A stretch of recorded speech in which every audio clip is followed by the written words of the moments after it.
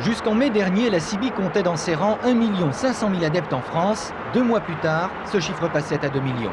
Nous étions alors le 1er juillet 92, date de la mise en application du fameux permis à points. Pour beaucoup, la nouvelle réglementation constituait une réelle menace pour leur petit carton rose. Les professionnels de la route, comme les routiers, avaient bloqué l'été dernier l'Hexagone pendant 10 jours et demandaient le retrait pur et simple de ce permis. Les automobilistes, eux, s'étaient laissé dire qu'il y avait un moyen efficace d'échapper au contrôle radar et ainsi conserver ses points en équipant leur voiture d'une CIBI. La mode était lancée. Attention, Big Boss! Boîte à images sur l'autoroute de l'Est en direction de Nancy. Ok, à la station. Merci.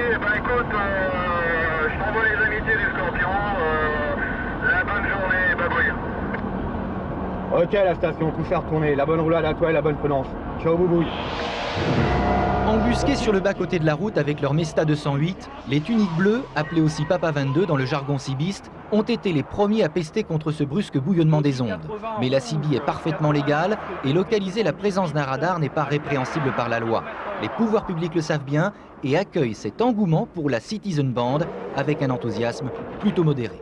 L'essor de la vente d'appareils Citizen Band traduit une attitude particulière des gens qui les achètent.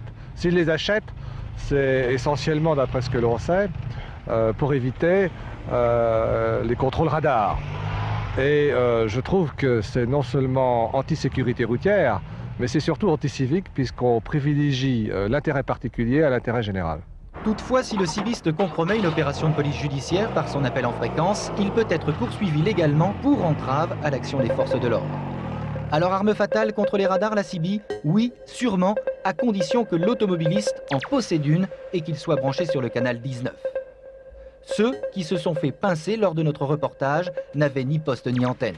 Mais la CIBI n'a pas pour seul usage de faire de la délation. Sa vocation première est surtout de communiquer. D'ailleurs, les routiers l'utilisent principalement pour se sentir moins seuls. J'aimerais que tu me répondes quand je te cause, alors t'es vexé, mais je te préviens, je vais les manger tout seul. La CIBI, c'est un outil de travail très important pour nous les routiers. Ça nous permet non seulement pour le guidage, et ça nous permet de mieux nous situer par rapport au trajet et par rapport à pas mal d'handicaps qu'on peut retrouver sur la route. Des cibistes émettent également en station fixe, comme le relais routier Alouette à Choisy-le-Roi ou la patronne Module depuis plus de 10 ans.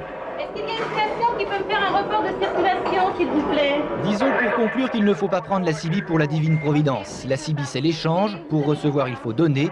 Ces petits appareils miracles ne valent rien sans solidarité, sans générosité. Les routiers, eux, l'ont tous compris. Oui.